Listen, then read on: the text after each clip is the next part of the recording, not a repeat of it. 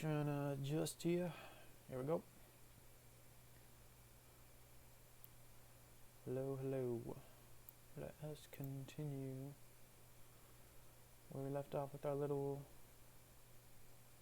2D game. C++, OpenGL, no standard library, no C standard library, no C++ standard library, no game engine. Yeah. Anyways, so we got the tank, a little hover tank working actually. I need to mute the Twitch on me. There we go. So we can get in the tank, we can drive it, we can start busting these towers up. It's kind of cool. So what I want to add now is some friction, because if I'm not doing anything anymore, but the tank is just going. Which, I don't know. We can add a little bit of friction, I suppose. And then the next thing after that is we can shoot ourselves, because we're our actual person was still in the tank, and he can take damage when he shouldn't be. So yeah, we'll do the friction first. So what I'm gonna do is I'm gonna do something very simple, which is going to be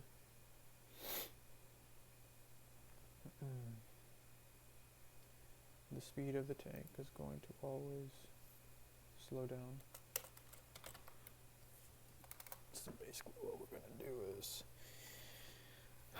so it's got constant force, constant deceleration.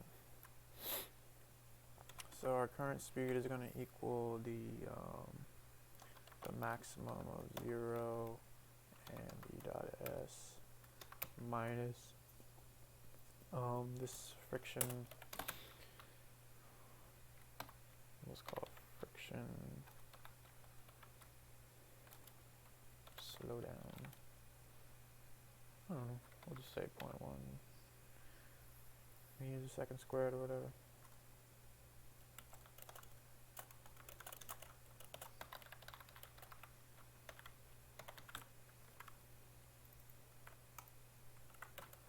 Times that by that. So this is our speed, this velocity. So yeah, over time it's going to change the velocity, so yeah, that should be fun. The issue is that this is a double, so these are all doubles. If I could just turn you to a double, I should fix it. Yeah.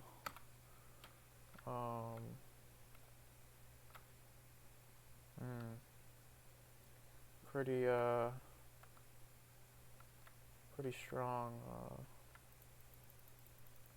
friction force, actually.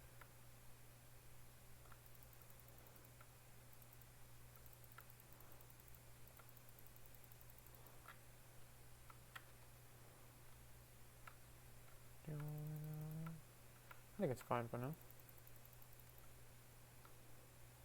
Gets the job done, I suppose. Actually, I'm going to make it stronger.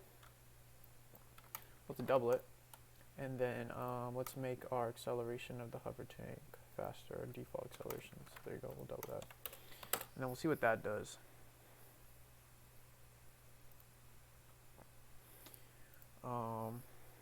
Yeah, compile time is awful with the stream going. Let's see how this goes. And then let's stop. Yeah, that's kind of cool. So yeah, we can do like a little drive-by basically. I don't know. It's hilarious though. Pretty cool. Cool. Friction's done. Yeah, so we don't want, so right now the bullets, they know who shot them. Here's the parent ID. Here's the bullet. So they don't hit the actual producer of the bullet. But what about your vehicle is producing the bullet now with the hover tank, and we don't want to hurt anyone in the vehicle. So we're going to go to that collision logic, which is somewhere here. After we move everyone, we have their previous position and their current position. And so this is 2D. It's pretty much just swept circles. So we where is it? Math overlap resolve. So we give pretty much we give you your current position, your old position, and the radius, collision radius, and then it can do that math. And there's the guy you're comparing to, and you only do it with the people nearby, with the spatial chunk grid. That's what SCG is. So yeah. So we're going to add another thing. We also, so this right here is checking if they're both bullets, we're not doing collision. That's just, I'll probably change that at some point, but that's just for now, just to keep it. I mean, I could do it so your bullets can hit other bullets. I mean, that'd be fine as well. I mean, let's just try it out actually. Let's change this to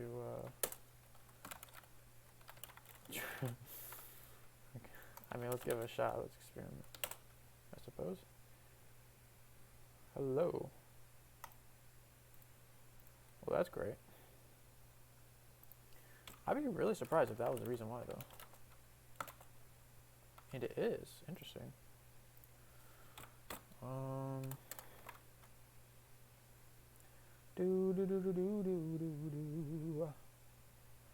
Trying to think what's the reasoning.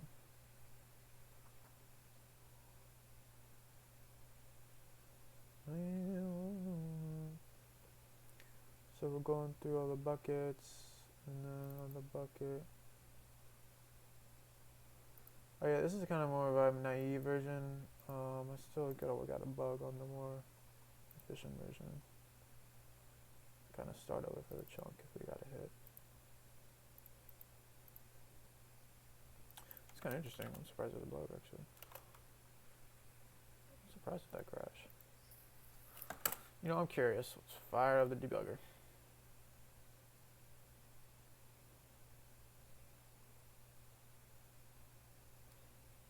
It checks if they're both not bullets. And the parent ID. Yeah, that's just cool.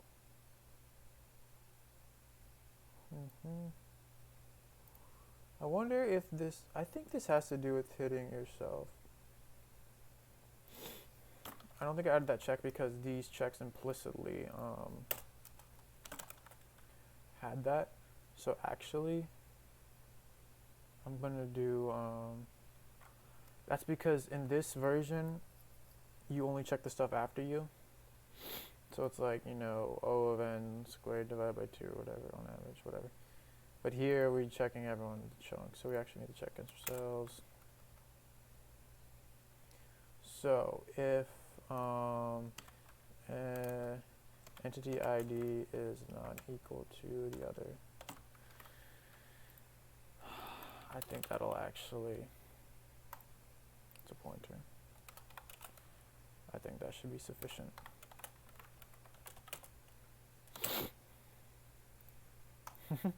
No. Let me do a full compile just real quick.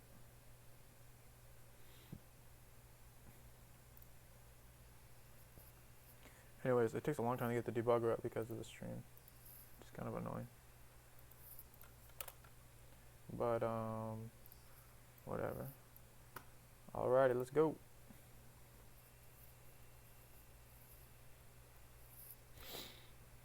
Yeah, it's really annoying though with the stream slowing things down. Whatever. At least someone gets to watch it, I suppose. At some point. We're just waiting for the crash. It'll pause the program. Oh my lord, it's taking forever. Did it not catch? Finally. Okay, let's check our IDs real quick. 609. Okay, cool. So different IDs. Which line is it? Can't tell. Okay. 530. Oh, duh. Wait. of course. Yeah. Okay, if neither of them are bullets, what's happening? We just have nothing, right? We should not be doing this at all. Yeah, of course, sorry.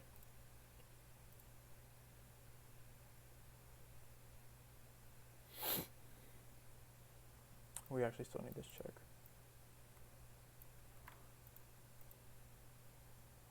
We actually don't need this.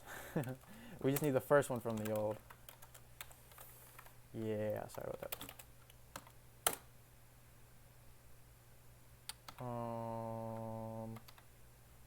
Get out. I think.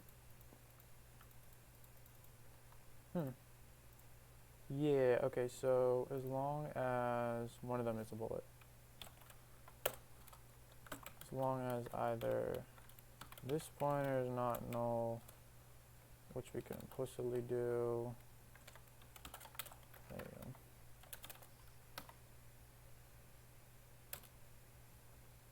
See how this goes. Oh, our shotgun shot is no longer working because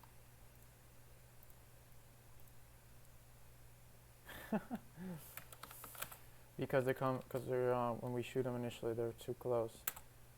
So as long as one of them is a bullet and either one of them's not a bullet, you're not a bullet, or you're not a bullet. And if they're both bullets, they have different parent IDs. EB parent ID is not equal to OB parent ID. This should work. No, it's not working. Interesting.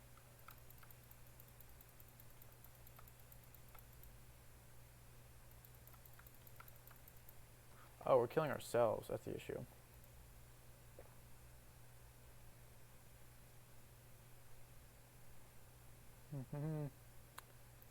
Alright, another one. And either EB is not a bullet or EB parent ID is not equal to OID. I'm just repeating everything I did up there. But I just changed one thing. There you go. I don't think I need this.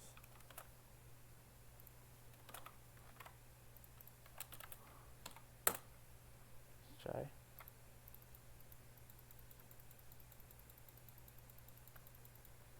Okay, I guess I do need that. The bullets don't collide themselves. Right. No, it's still doing that. Okay, one of them's a bullet, and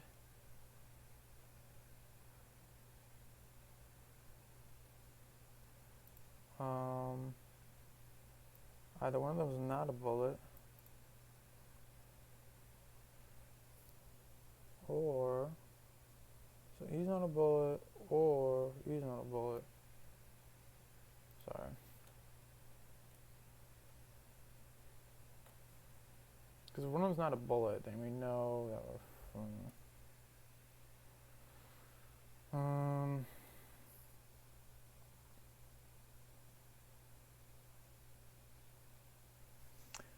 so if you're a bullet or you're a bullet, then we got something going on. So one of them, and if you're not a bullet, so we want you to collide with the same dude. So our parent IDs have to be different. Parent ID is not equal to parent ID. And I'm gonna rewrite this real quick.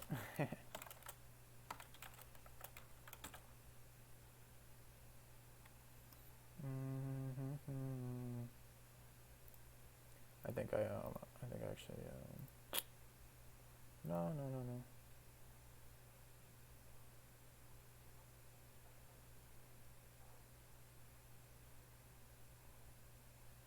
And it's tighter in precedence, I believe.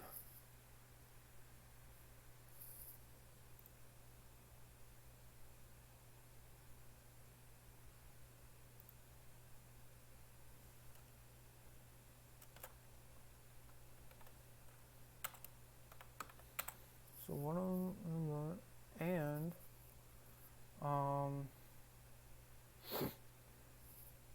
either we don't want to shoot our parent. That handles that.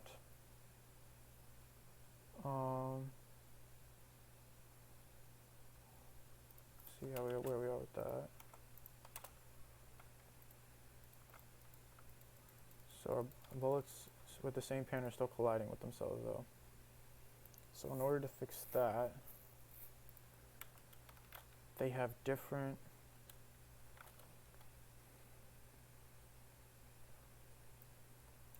so you're not a bullet or you're not a bullet. That's cool. And if they're both bullets, then they have to have different parent IDs.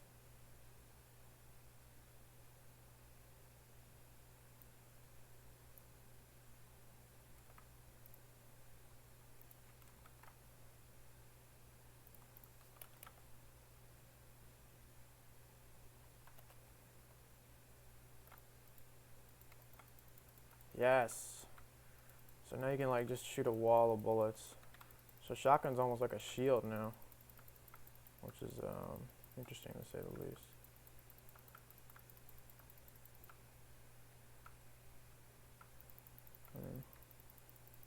Pretty nifty. Oh dang, it's hard to get through to the towers now.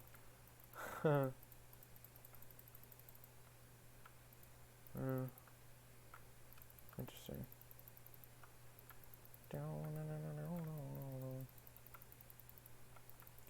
Not too shabby.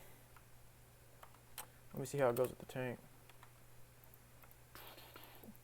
Well, what's interesting is I see all these little bullets at like pretty good shields, you know. So what should happen is maybe these big bullets can just kind of plow through a bunch of little guys, which is interesting to say the least. Because now it's almost useless. This is hilarious.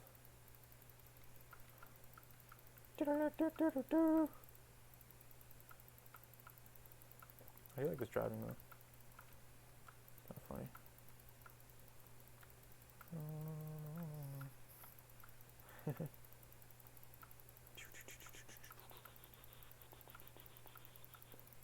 Cool. Yeah.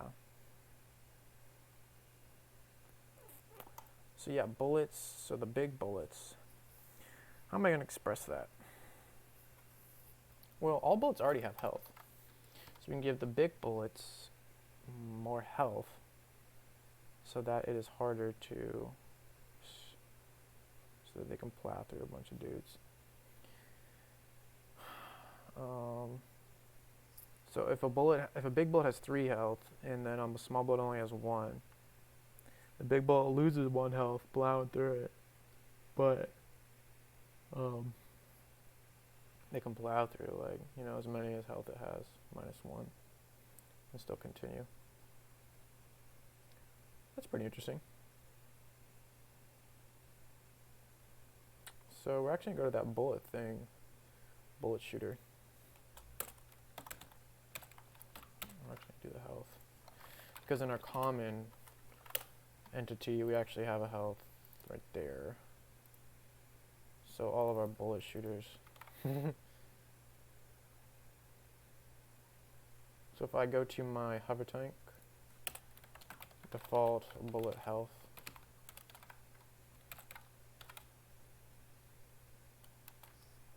I want to give that 10. You can plow through. And we'll do like 3 for now. We'll do 3.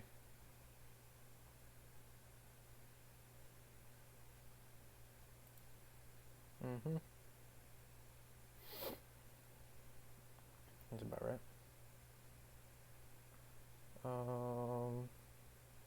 So then if I go to where the hover tank is spawning bullets, it's going to be update game, la la la.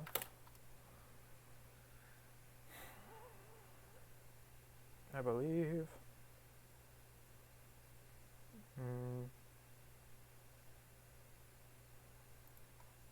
I actually don't know why we're not doing it there. It should be there. We are doing it here. I need to change that at some point. Okay, so the health of the bullet, yeah, so it's hard-coded to 1. So we're going to do the bs dot hover tank dot bs dot health. Yeah. And then when we make our hover tank, we gotta set that actually right here. So the dot health equals e hover tank default bullet health. Yeah, that's fine. So that's actually not going to do anything because of our collision logic.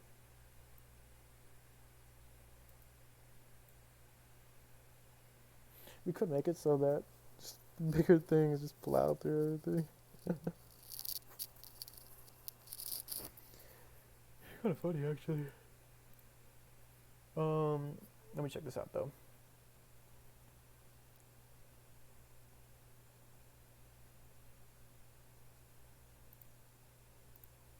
Yeah, this isn't. This is gonna need to be revised.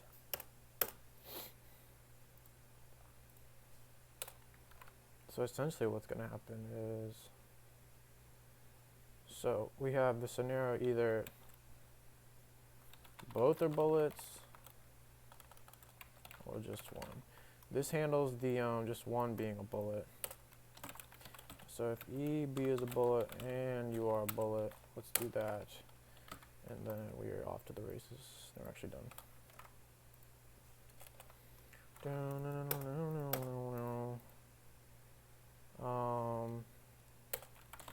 Yeah, we'll fix that eventually.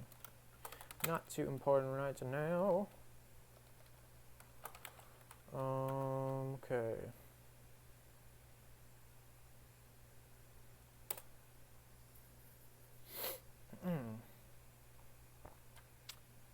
So, E bullet health minus equal OB health.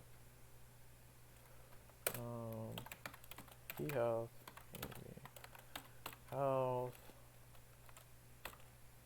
and then we also are going to do health minus he health.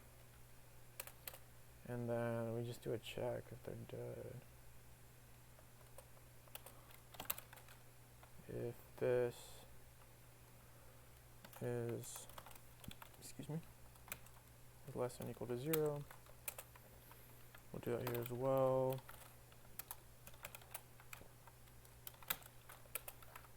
I'm going to destroy, repair, E. What is E again? Oh, pointer.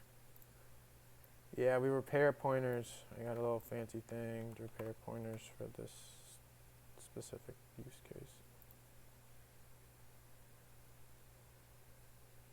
Yeah.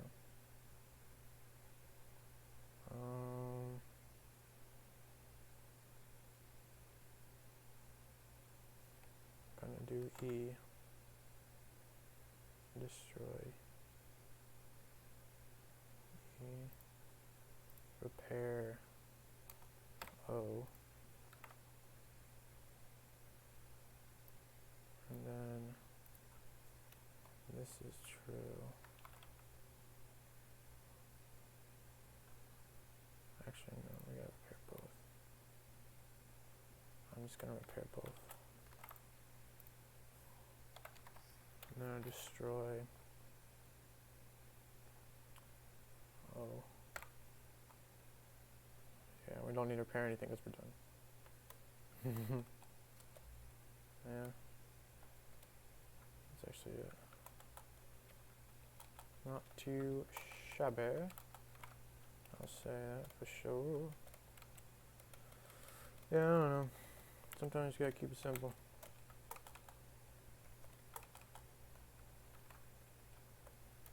Not too concerned about this. Just want it to work. Yeah, so this boy is going to, I'm actually not going to use him. I'm going to use the O right here. O. I'm actually going to use E here as well. There you go. And that should be sufficient. What was this for again? Oh yeah, yeah. So the big bullets can see how it works. Nice. Yes, this is exactly what we want. So now the big bullets still are powerful. Nice. That was easy, man. That was great.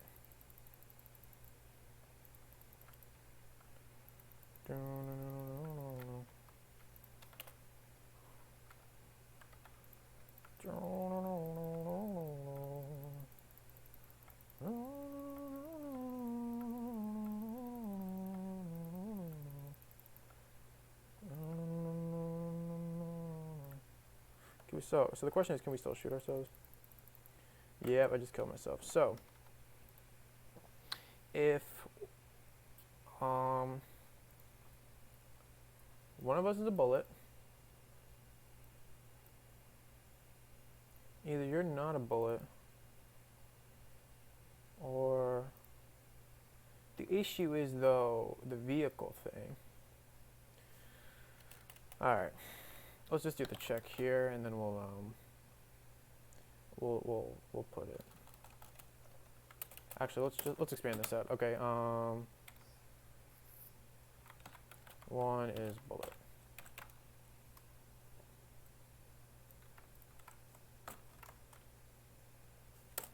And then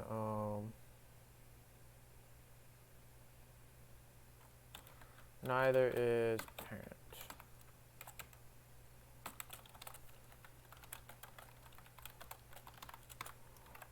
Neither is parent of other. That is going to be these two.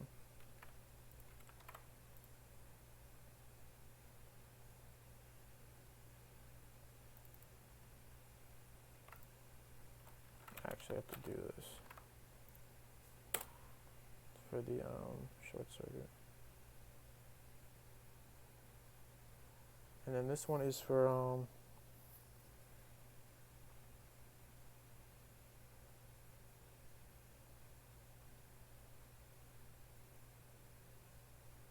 they don't have the same parent. Yeah. So bullet. Okay.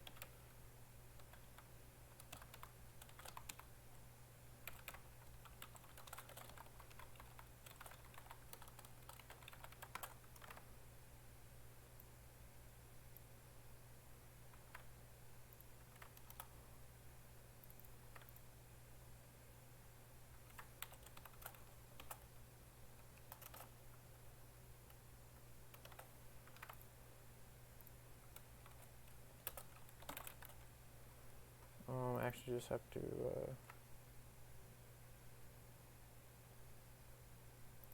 do that technically.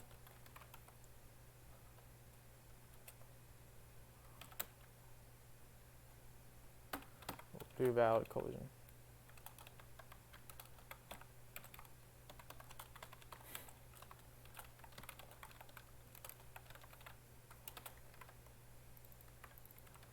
All right.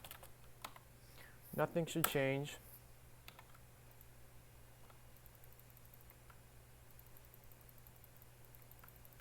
Except I'm wrecking these people.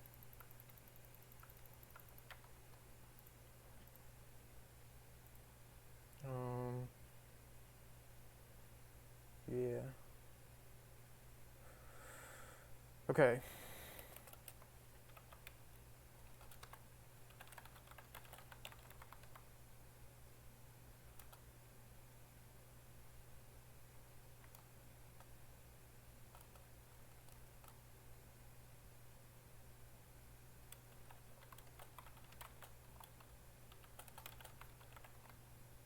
Not driver of vehicle that shot bullet.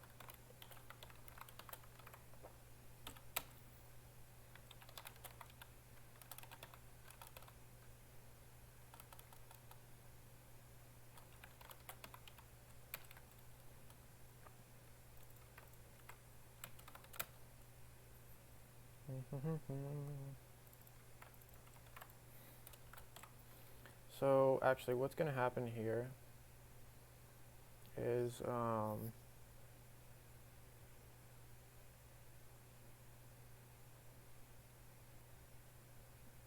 definitely going to be a, okay, so either this guy's not a bullet,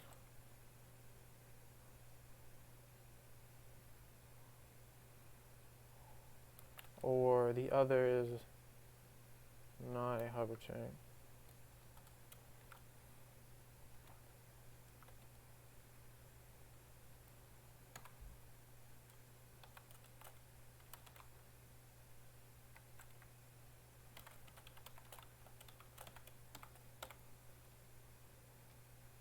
There's not a hover tank, or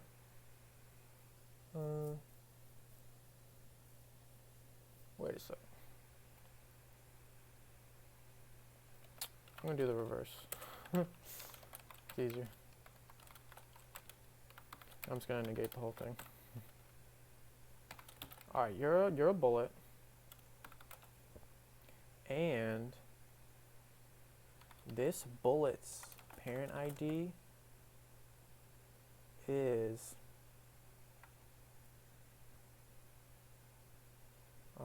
equal. Sorry, before we have to get that, we have to make sure that the other guy is a other is entity type is equal to e player entity type, and that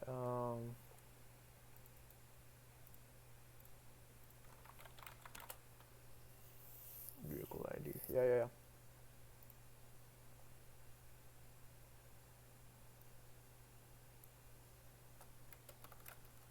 Now I gotta cast a puppy. And e player pointer and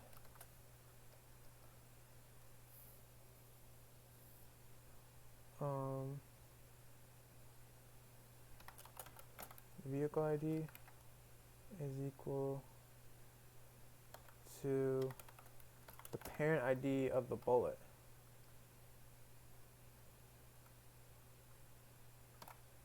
Which we gotta do EB. I actually want to put this over here. Because the focus is the bullet.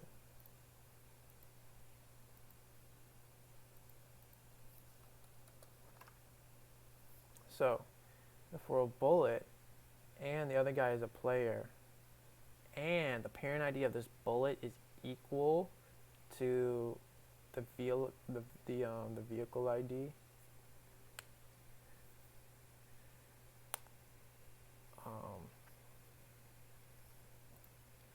not that. Yeah. See it? No, it's not working. Kill ourselves.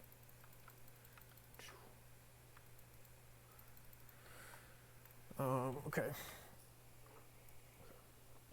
Oh, no. We gotta check the other way, sorry. And look, that's not a bullet. And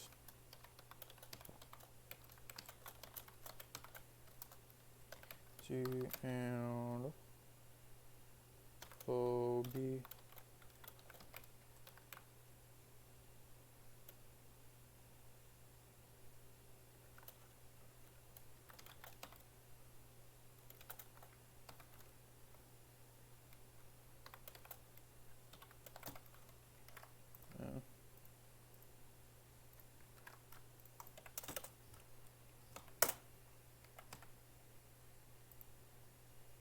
Sorry, accidentally left the window. Yay! Now we can't shoot ourselves. even when we're in a vehicle. Whoa!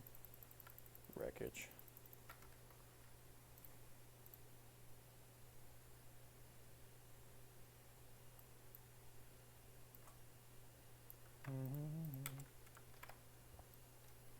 this is cool. However, it's not any more clear. I'm gonna archive this.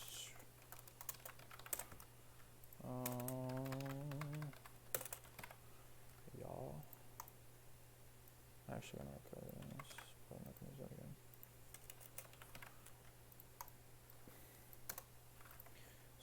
So what we want to do is gonna make this a little shorter. Whoa. There we go.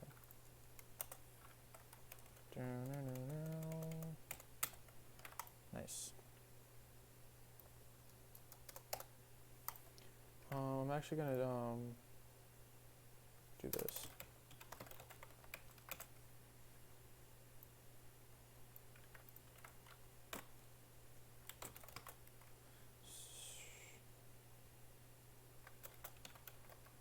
One is bullet. And then I'm gonna do valid collision. I'm actually gonna do this.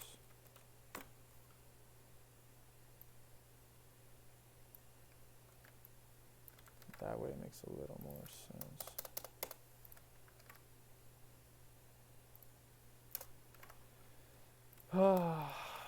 Let me make sure I can do that compound operator. Okay, cool. Compound segment operator. Different parents.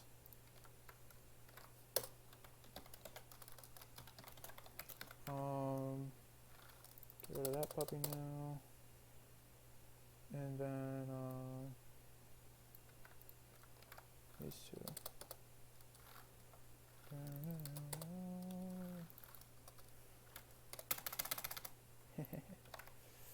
Not driver.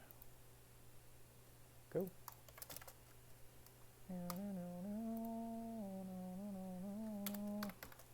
Sorry. We need to have dots. Alright, that should have changed nothing.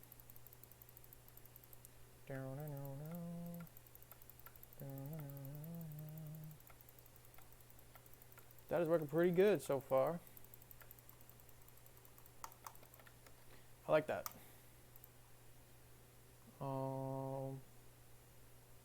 Yeah. So we can go ahead and archive that now, which is pretty cool. Hello, apparently someone's watching. Hello. You're the first. Welcome. I'm making a game in C++ and OpenGL with no libraries, minimal libraries, as in none, I guess. I don't know. 132. No standard libraries, nothing. Anyways, so what is next on our little fix the hypertank jet? I think that's the stream. So I'll come back to that a little bit later. So the real question is, what's the next thing we are gonna do? So yeah, this is a tank, by the way, this green thing. It's a hover tank.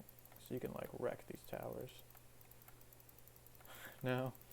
So we're just programmed actually.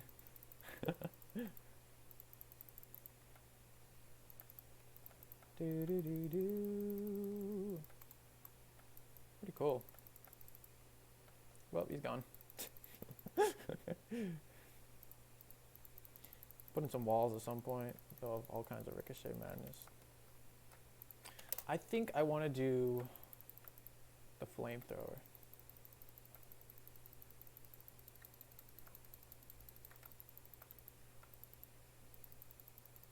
I think that would be pretty cool. Ah! My game's too laggy because of the stream. There you go.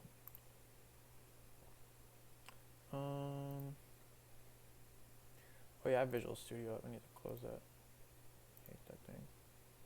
So slow. Take forever to close even. Isn't that amazing? Some of them take a long time to close.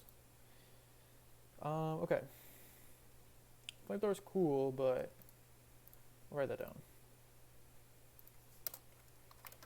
Flamethrower. What else could we do? We could do the shield. But then we have to draw something that's not a box. Unless I make the shield a box. Kinda wanna make the shield a circle though.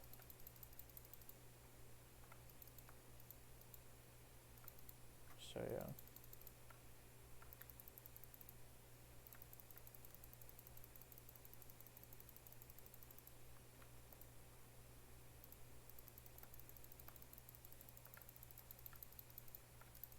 Got him. Okay. And then a circle shield. We'll do the circle shield. Okay, so the main thing is drawing the circle shield. So we want to draw a ring around the player. Here is the player, it's just a red box right now. Okay, that's not a box. There you go, square, I mean. Done that. Then we want to have a shield. And it's going to be essentially a ring. That's not working out. This is what we want, and then it'll be a different color. And then when a bullet comes in, it'll hit it and go, pew! So we already got the reflection.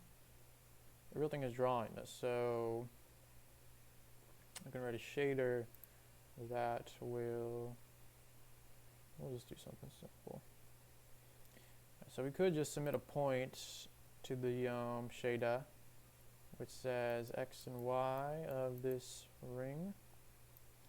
And then the radius of the inner, and then the radius of the outer, right here,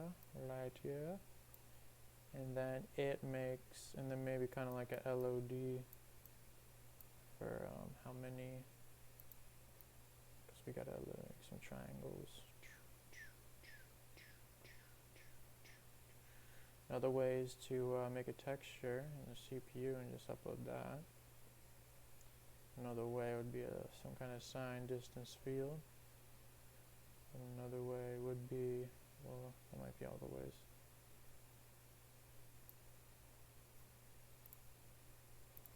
So we can do a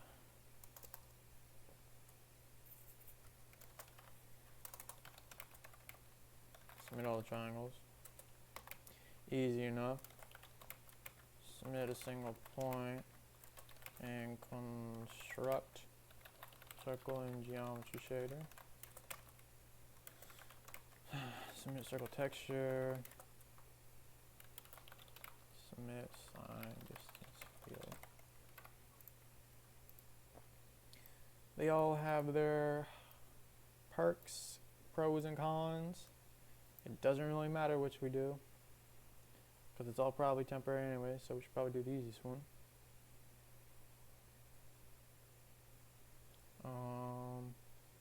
Well, right now we're drawing everything with something, a little shader I made up for drawing squares and cubes, making it easy with minimum lines. So, but we're not going to be able to use that because we can't draw circles. I can modify it to have the option to draw a circle, but I'm not going to do that because it submits points, right? It's not submitting triangles. But let's make a shader where we can kind of draw whatever little 2D shape. That can kind of open the door for some stuff, which is probably why I'm going to go with the first one. Shader to draw lots of different 2D shapes. And yeah. Now we could. So to the shader, what are we submitting to the shader? Lots of things we could. So we could submit Béziers, or however you say it, Bézier curves. Something like that.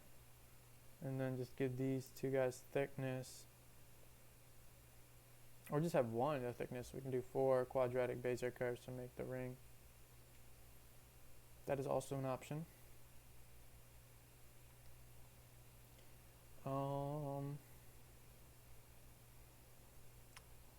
I'm probably gonna make these triangles just for now.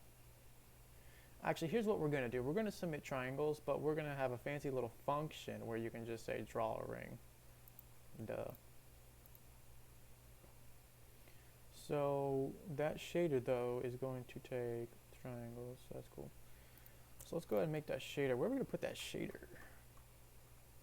So we put our shaders in source code, not a separate file. I got a little trick though, so we'll see that in a second. It's not really a trick, it's just whatever. So I'm gonna add a new section, and lo and behold, it's gonna be called shaders.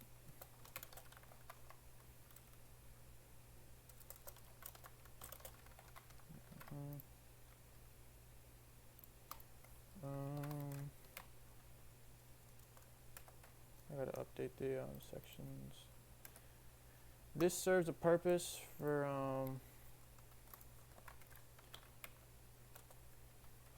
compilation, fast compilation. I'm actually gonna do non-plural. I don't like plural naming stuff. Cold. The shaders are gonna go here, so this is actually gonna be that. And then there's gonna be no shaders here in the hot. I can explain the hot and cold stuff later at some point.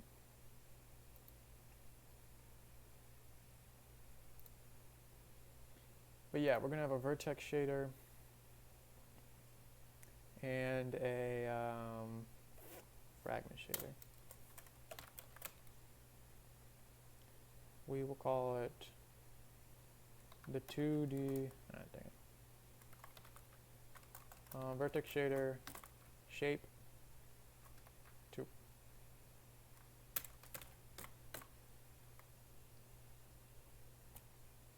Yeah. I'm actually gonna set it. Oh boy. What is it? Extern by default or something? Never memorize that stuff.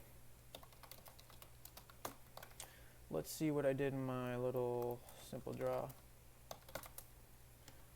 No,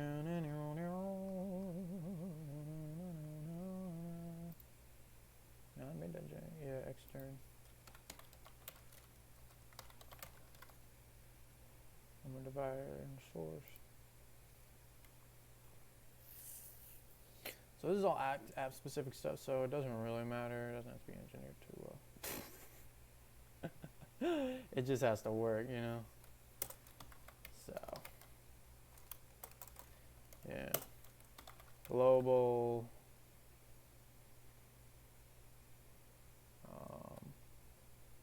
program. It's just a little unsigned in program shape 2. Go. So let's go ahead and write that stuff real quick. Let me just grab this. So basically what I kind of got going on is this is where we'll put the shader. The whole point is to keep, I don't want a bunch of other shader files. I just want the shader here, just so I can edit it quickly. I don't have much of, you know, I don't just need much. So this is not a simple draw shader. This is going to be the vertex shader 2. So I'm gonna make a macro, and this macro is gonna contain a raw string literal. And a raw string literal in Notepad++ for this particular version allows you to get the syntax hiding within a string. Because you know how, and usually in a string, you know, the text is the same, but this is code. So we want to keep that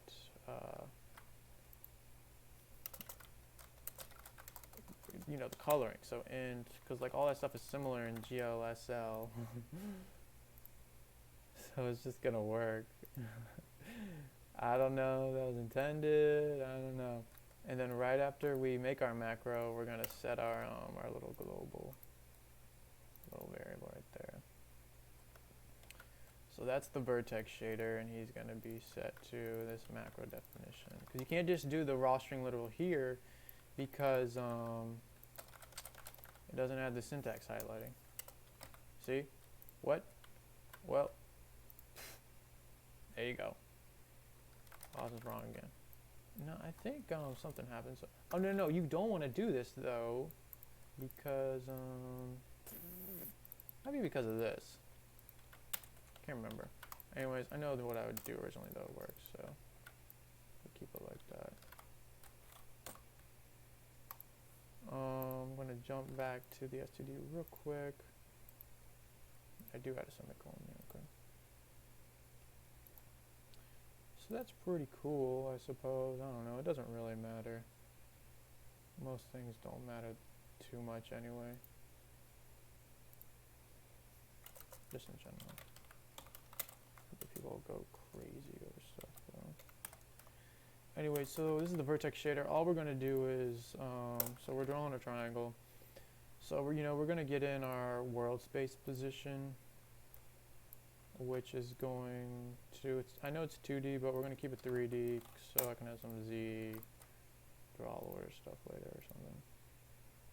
And then I also want to have a color. I don't know if I'm gonna have something else,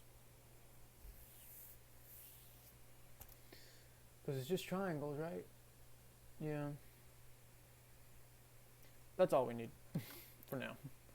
Always do the exact, just do what you need, man. Do not make it complicated, unless you have to. So this is vertex in, vertex shader input, vertex shader output, that's a color. And then all we need to do is this. I wish there was just a keyword that says, hey, everything that's coming in the input, just put the output and make it the variable name. Change this one letter. That'd be nice if there's a keyword for that. Some macro, whatever. You know, I could write my own preprocessor to do that. Sorry, the output is equal to the input. V input color. Then we got to do our. We're gonna need our matrix. What did I forget what it's called? Our world view projection matrix. So I actually got this fancy thing called uniform buffer common, and it's got the view projection. Yeah. So that's a thing. And we're already in world space. So, yeah. I forget what that thing is called though. Oh, GLP. Yeah, so this is because this one uses a geometry shader. We just set it to that in the vertex shader, but in this one we're actually going to do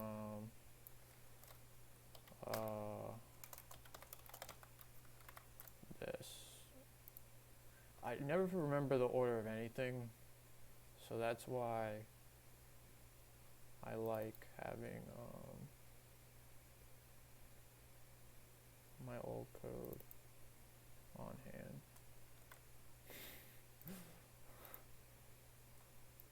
So we're actually just going to do that. Actually, our UV common, what is our view projection matrix called again? VP. And you actually don't have to do the dot thing. I think you just do this. It's in a uniform buffer. You don't have to like do the name of the buffer and then dot. I don't know. We'll get a compile timer if I'm wrong, so it doesn't matter. Too bad it doesn't compile it till runtime though, which is annoying, but whatever. It's the one benefit of that Vulkan stuff, I suppose.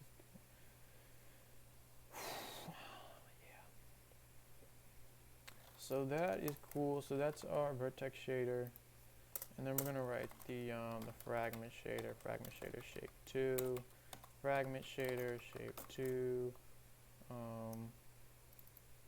That's not gonna work out. So I called it M, Oh, okay. Macro vertex shader. Hmm. Shader Mac has got a bunch of stuff. It's got all these keyword definitions. Defines for the shader program.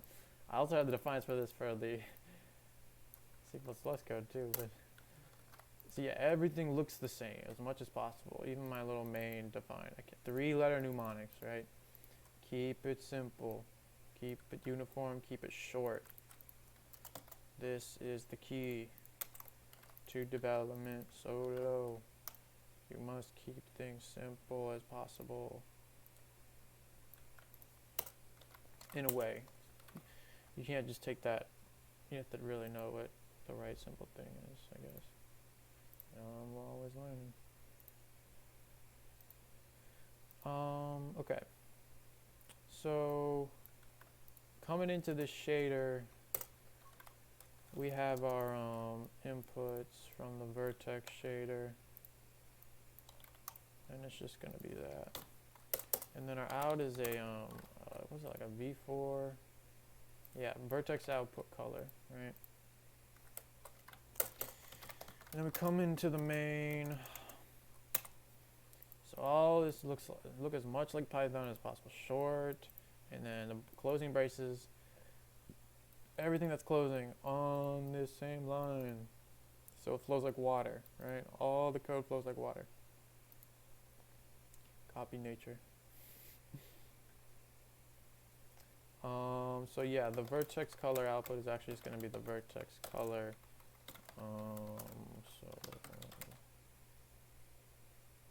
Oh wait, no, it's okay. Sorry. Yes, that's actually a one-liner, so I even put on that. That's my rule. It's a one-liner. You can put all one line. But Austin, if you debug, you can't. Yeah, I know. Whatever. It's the cost of formatting. So this shouldn't do anything because it's just a macro and a star.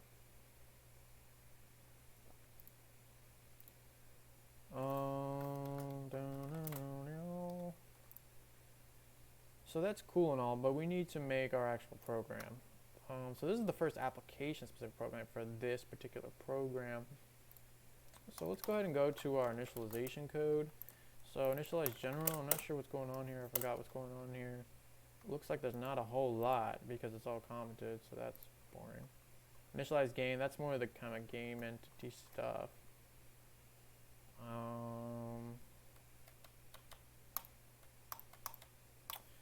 Let's go ahead and add a INI graphics, I suppose. INI gen, let's see what we're calling that, because so camera, yeah, INI graphic, that's fine. No big deal. No big deal at all.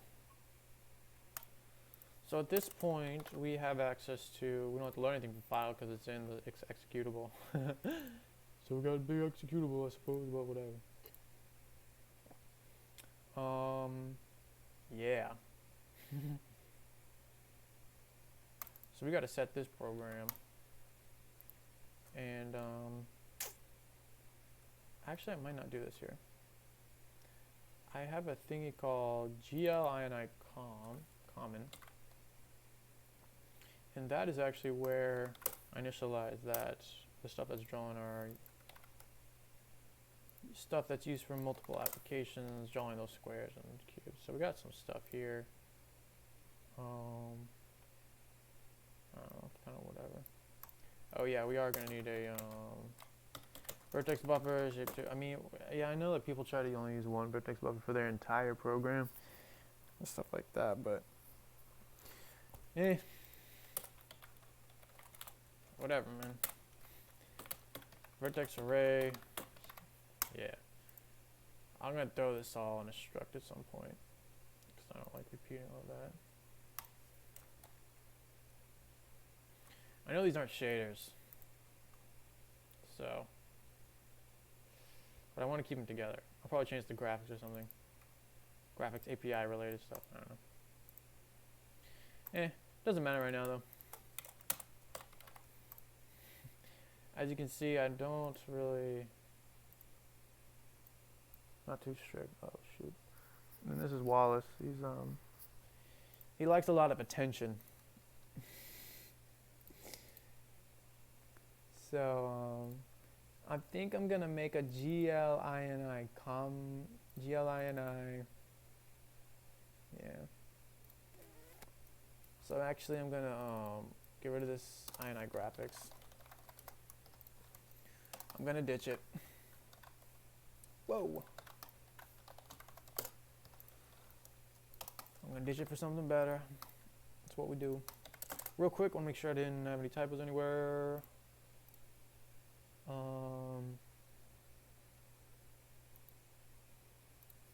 Alright, quick note. Put all these in a struct and change the section name. There you go. I'm gonna add a new section name. It's gonna be called graphics. Graphic. And that's just gonna be our general graphic stuff. Yeah. You know what?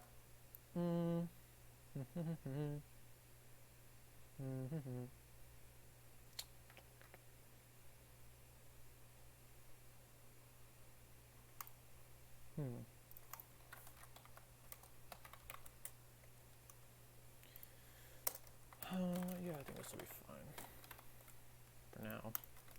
Everything's fine for now until it isn't, right? Just how it works. Sorry, my thumb is hurting a little. Just adding this new section. So I use sections instead of different files. For reasons I don't remember, but they're important.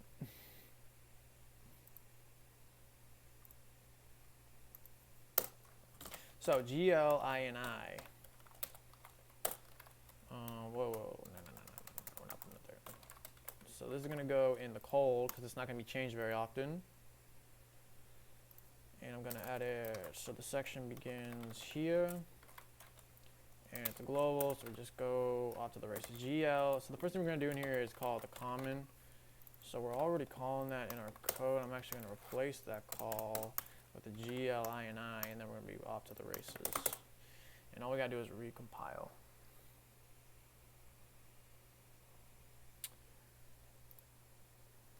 So to make sure I didn't screw something up, let's make sure, okay, we're working, cool. So yeah, after we do that, we need to make first our shader program. So how do we make a shader program? I don't remember. So that's why I bring up my old code. I hate having to memorize stuff like that. It's just so incredibly boring to have to memorize and stuff like that. So what you gotta do is, there we go, shader program. So what is our little global name? Where to go, where to go, where to go? It's under the shader section, right? So our program is equal to, we give it the vertex shader. So this is a DT, so this is data. So you pass it a pointer, and if it happens to be a char star, it'll assume it's a null terminated, so you don't even have to give the size. It'll just determine it, you know. Yeah. And we got no geometry shader, so we do nothing. So we make a program, and we made a program. So now our shader program's made. So then we gotta make our vertex buffer. So for the vertex buffer, all we got to do is, yeah, let's make a max. Let's keep it simple. Right? Simple, simple, simple. So I'm going to do a const expr thingy. Vertex buffer ship to max. And I'm going to say, you know, it doesn't matter right now, man.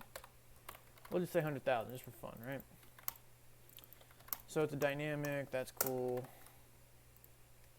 Then we gotta make our vertex array. So if we're gonna make our vertex array, oh yeah, real quick though, I set it to U.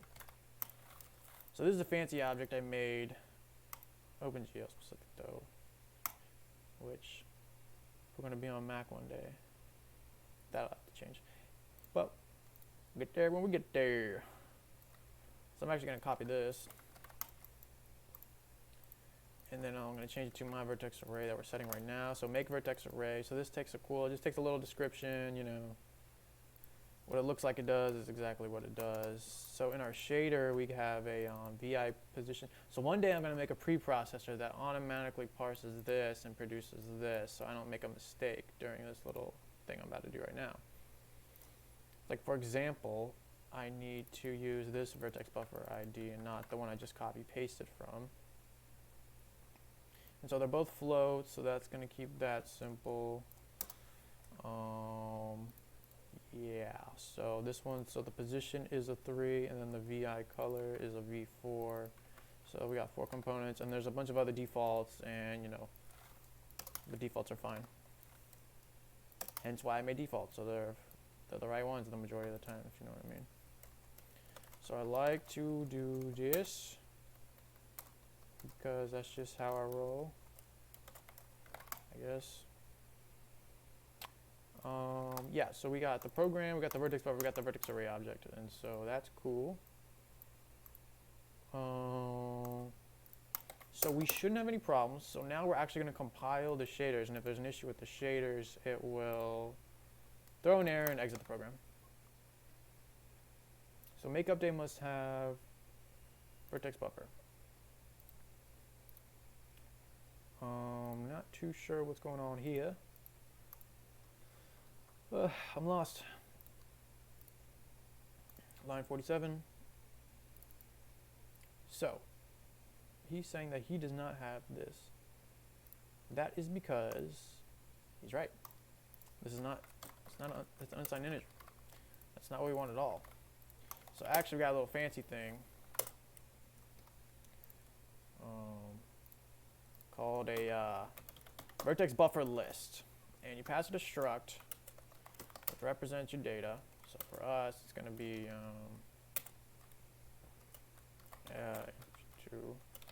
we'll just call it the layout. You know, we'll just kind of go with the flow. So what I would actually do here is, because that layout is equivalent to this, right? So I'm actually going to just grab this. What I really want to do is make a macro that works for both, right? Because I actually did that with something in the simple draw stuff, which is like, should be used for multiplication. Yeah, and I'm not going to set these to 0 because I'm always going to set them. I don't want to spend time zeroing them out if I don't have to. So vertex buffer list of this guy is actually going to be ship to vertex. I'm actually going to do vertex buffer shape 2. So that's cool. So this stores the ID for the OpenGL vertex buffer, but also has what is an equivalent to a stud vector for kind of when you're making this list of stuff you want to draw on the CPU side, and then you can submit it with this guy right here as well to the GPU, and then you can call your draw call, and then it's all going to work. So that's pretty cool. I mean, it's not too bad either. It's just a couple lines, but you just got to know what to do with it. So I'm actually going to change that to that. There's only one issue with all this, is that we're going to get a linker error because we need to make an explicit template instantiation of that type. See how we have a DL struct? So that's my stud vector equivalent of that ship2 layer we just made. Because if we go to the implementation of VBL, which is a template, so it's the template it's using. So it's a template using of a GBL, which is a graphic buffer list, because I reused this graphic buffer list for also the index buffer stuff. It's the same thing except for this GL constant, right? So notice we inherit from DL. We also inherit from something else that doesn't matter right now. So we got this DL. So this is the real template. This is the stud vector equivalent, and the implementation of this stud vector equivalent is in a source file in the template.cpp. Because I don't want to recompile all that stuff. I don't have to. So we go to our explicit template instantiations. That is an application-specific section. Yeah, and then notice I have a vertex buffer list right here. So actually what I've done is, because at the end of the day, this is just 3 floats and 4 floats, which is just 7 floats. And so I'm probably going to have different other layouts for different shaders that have the exact same number of floats, and that's it.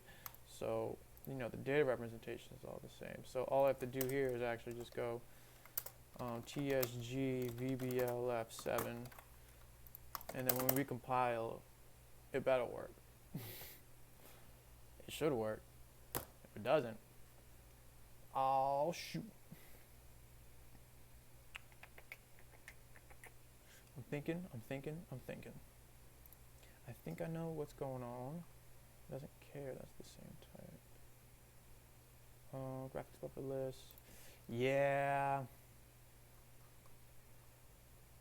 I'm not gonna be able to do it. I wish I could do that. I should be able to do that.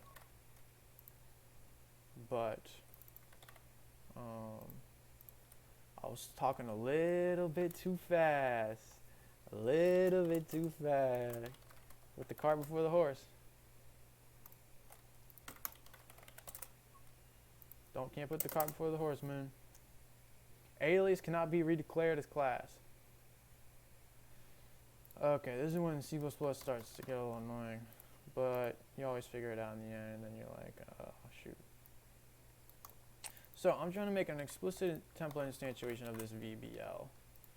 But it's not a class, it is a using. So I'm actually going to have to make an explicit template instantiation, apparently, of the actual template class, which is kind of annoying.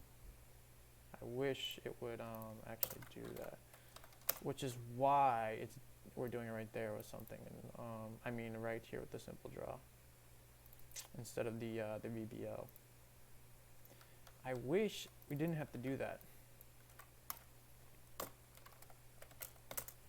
I wish it wasn't like that, but apparently it is, which is annoying. And we still haven't quite got it yet. Let me take a look. Got 8 floats. Oh. We still need that?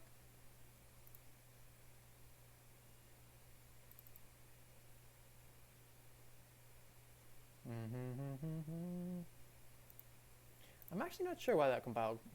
I'm quite 100% sure why that compiled successfully. Let me get rid of that one for a second. So we need the destructor for this DL, which means you need a template, blah blah blah.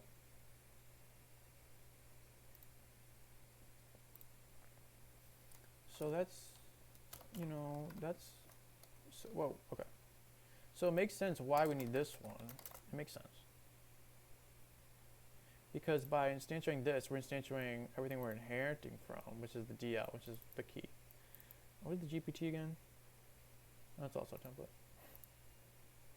But here, we do not have the VB8 float. What I don't understand is, this is only 7 floats. Oh, wait, this was here before. This is what wasn't here before. This is used for something else. I think this is used for simple draw or something. I don't remember exactly. But we're going to leave it there.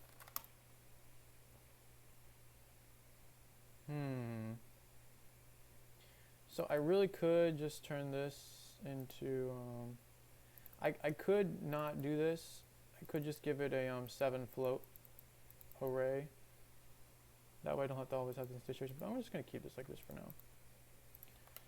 And then, yeah.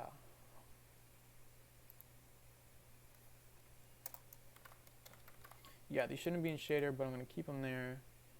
So yeah, this is the overhead of kind of having a custom shader. You kind of have to need that, and then you're going to need this initialization code for the program, the vertex buffer, and the vertex array. But once you do that, you're pretty much off to the races. Now we need to actually run the program to make sure our shaders compile correctly before we actually use them. And then there's the draw call. Good lord, someone help us with the draw call, man. But don't worry, I got some fancy stuff that'll help us out.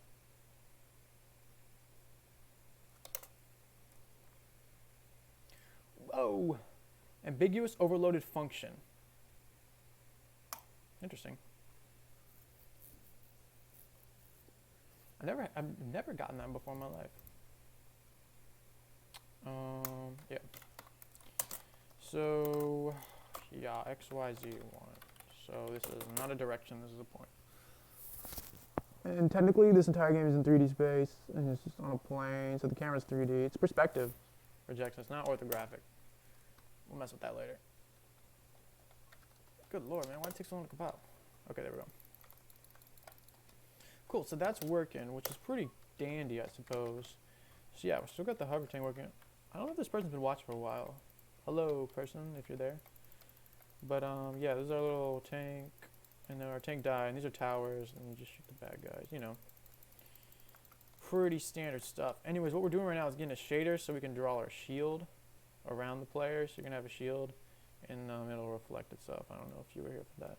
Okay, you're gone. Anyways, we need to draw those shields. We gotta put this shader to work.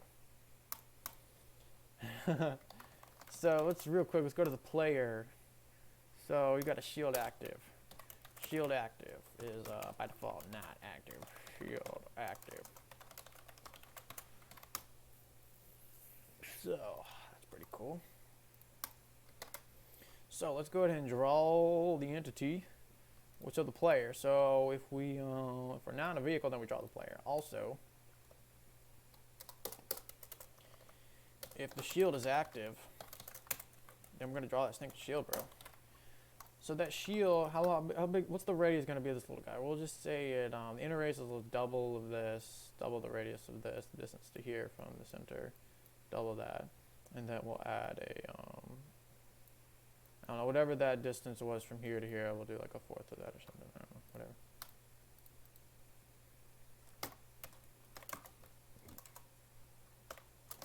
Inner radius is I'm gonna do outer radius is equal to IR plus. Sure. It really doesn't matter. Actually, it does. The outer radius is what matters, actually, for the logic.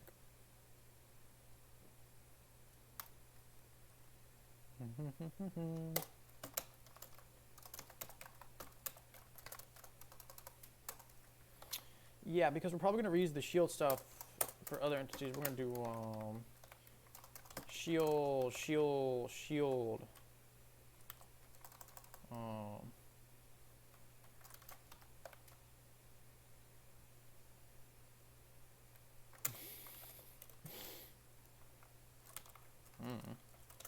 Sure, why not? Active, false, right? I'm actually gonna do that last because it's all gonna be false. Radius, outer radius.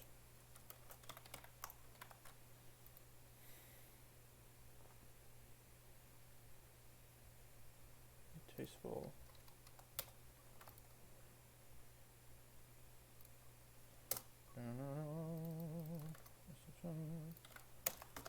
Boom.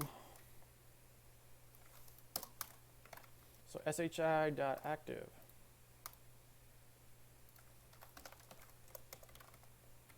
Make sure we don't have a typo.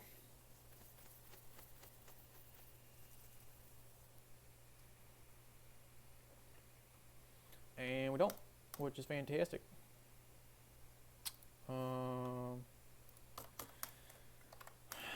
Yeah, so so we're actually going to do h.shield.radius times 0.75 now for the inner radius because we already got the outer radius. Okay. So what we really need is a draw ring function.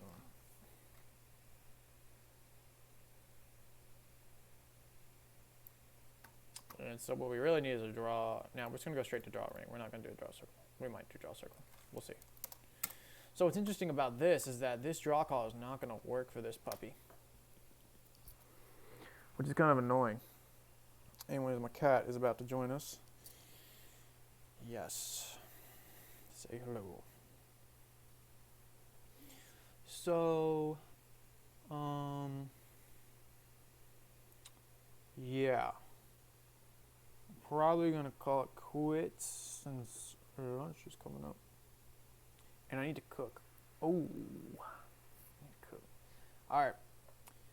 Thank you guys for now. I'm gonna stop for now. I know no one's watching though, so whatever.